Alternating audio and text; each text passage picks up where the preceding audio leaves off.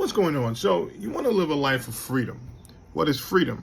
Well, you get to define that. At the end of the day, we all have dreams. And as they all say, the famous quote, no dream should be deferred. No matter how old you are, no matter how young you are, no matter what your circumstances are, no matter if you're living paycheck to paycheck, there is a way to accomplish your dream, to live a life of pure freedom. Hey, look, hit the subscribe button to get more content just like this. The number one thing you got to realize is that you have to live a life of 10x. What is 10x? It means go big or go home. No stone should be left unturned in your life. You should be trying to accomplish the biggest dreams you have in your life. Now, some dreams are just unrealistic. Like right now, I'm 36 years of age. The dream I have would be to play in the NBA, okay? That dream has been deferred. There's no way I can play in the NBA right now. I mean, now, don't get me wrong now. I look, don't get it twisted though. I can strap up my shoes and I could train for 2-3 years and probably hustle to get to play one day in the NBA. But I'm not as good as I was in my early 20s. I was cooking them on high heat. Nonetheless, that's a severe example. However, though, if I say right now I want to go to law school, that's something that I can do. If I say I want to become a doctor, that's something that I can do. If I say I want to open a small business or even a big business, that's something that I can work towards. If I say I want to travel the world, stop what I'm doing and go to 100 different countries, that's something that I could do. In this book, 10x is easier than 2x. It talks about this idea of wanting versus needing. See, oftentimes people are in situations because they think that they're obligated to stay in that situation. Sometimes they're in relationships because they don't want to hurt the other person's feelings. Or sometimes they're doing these things because they feel like it's their responsibility to do them.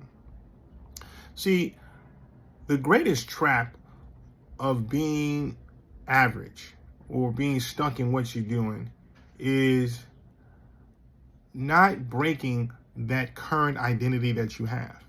It's trying to live up to a concept of being consistent. Oh, I got to be consistent with the thing, so therefore I don't lose my perception that I have to other people. I want other people to think that I'm this person or I am this type of human being. You got to eliminate all that, okay? You got to scratch all that. You know, this ain't about trying to live up to some expectation. It's about wants versus needing. What do you want? At the bottom of your heart, what is it that you want for your life? Once you identify what it is that you want, now, take out a blank sheet of paper, write down every single possible thing you want in your life. Every single thing. Write it out and figure out the skills it's going to take you to acquire those things. Right? That's what it comes down to. Because if you're not doing that, then you're in a place of need. You're like, what is it that I need? Once you're in a place of need, you're fighting for scarce resources. You know, I gave a video the other day about how it's easier to do bigger deals than smaller deals in real estate. The concept is that at $1 million, that's a small deal. So anything under a $1 million,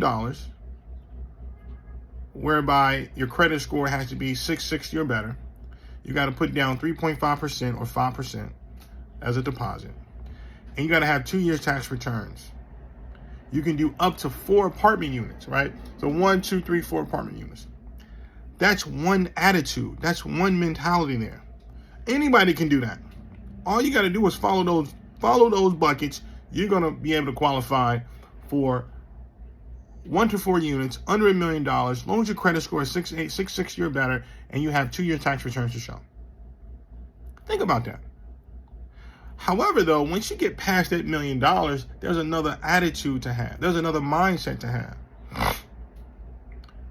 Because now you're looking at assets in a different way, right? You got to look for discounted assets. So if I find a multi-unit property for $5 million, that property is worth $8 million, right? That's a $3 million profit margin there. However, though, I got to put down 20% of that. What's 20% of $5 million? I got to put down $500,000. No, I'm sorry. That's $1 million. That's $1 million. You got to come to the closing table with that. Right? So now the problem is, how can I raise money to come to the table with $1 million to close in this transaction? Plus closing cost fees. The other problem is, how can I find a lender that's going to give me the $4 million?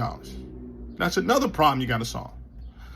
The third problem is, how can I find a multi-unit property that's below that's $5 million that's really worth $8 million? That's another set of problems. That is another game. That is another type of skill set you have to study, you have to research, you have to talk to mentors, you got to network to get into that mentality. Right? But you got to believe you can close those type of deals. You got to genuinely believe it. And not only that, you got to want to do it, because it's going to be all different type of other problems that come up. And if you don't believe it, and if you don't want to do it, then go back to deals below $1 million. Go back to those type of deals, because that's something that you can get, right? That's easy. You can do that. You can disqualify, go for $1 million. Go do it. Now, I ain't saying don't do it. I mean, do it. I mean, look, I didn't close 2-3 homes already with that strategy. Look, do it. I would think about, in any aspect you're in. So let's say if you're in products, and you're selling products, how can this product be in 1 million stores throughout not only the United States, but across the globe? What strategies do I need to get to that point?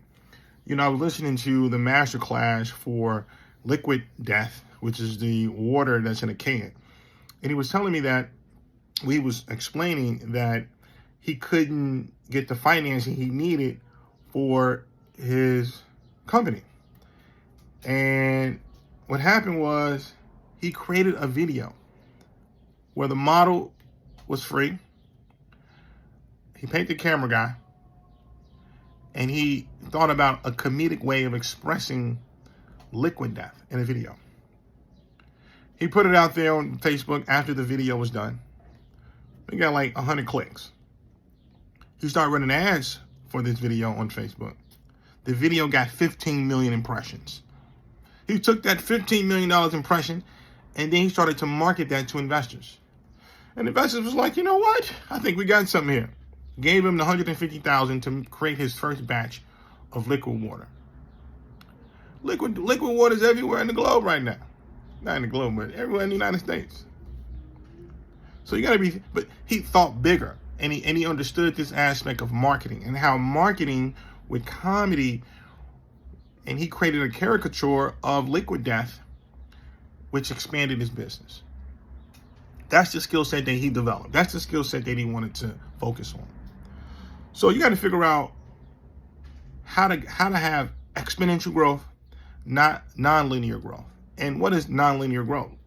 Nonlinear growth is, if I'm at a 0, I go from 0 to 0.20, 0 to 0.30. Yes, I've improved. I've gotten better. See, getting better is like, it's like, okay, I'm getting better. I mean, but that's like, it's not, it doesn't move the needle. It doesn't have great impact, which is still good to get better. But if you go from 0 to 100, you have wildly increased your growth, right? 0 to 100. Peter Thiel talks about this, how to go from 0 to 100. Go for industries that have go for a product or service that have massive impact on the world. Put your emphasis there, because when it hit, it's like hitting the lotto. You're like, I didn't hit the lotto. Look, I'm up, 10, 20 million. So this is the way to really think about all this stuff. So this is really how to have freedom, because at the end of the day, the impact that you're focusing on is going to have great return. And when that return comes back, you're going to be, oh, I'm glad I focused on this. So go big or go home. Take care.